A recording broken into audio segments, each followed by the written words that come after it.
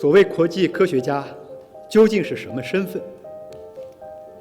公开性发起人中的一位是美国智库大西洋理事会高级研究员，这无法掩饰他曾是美国白宫国家安全委员会委员的政府背景和政客本质。还有一位是银行的数据工程师，却冒充病毒溯源问题的专家，发表未经求证且不负责任的言论，真可谓是无知者无畏。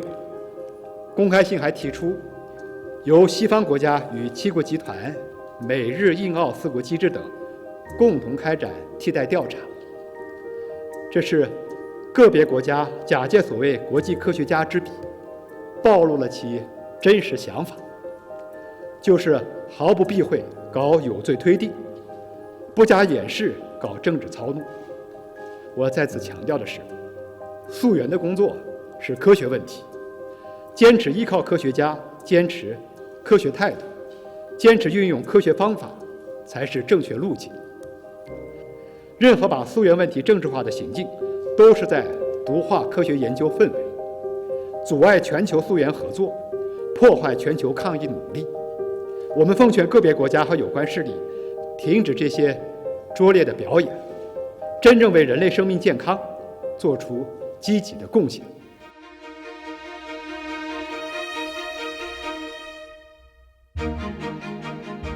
If you mean the Wuhan virology lab, that's a lot of nonsense, and it should be just thrown out straight away.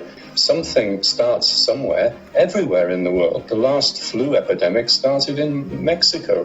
There has to be an origin somewhere, and the idea that somehow China let the world down in letting this virus out is just a nonsense. It happens, and everyone has to pull together to deal with it. We certainly visited the Wuhan Institute of Virology and other laboratories as well. We discussed with them their biosecurity protocols, their staff testing, their research and so on.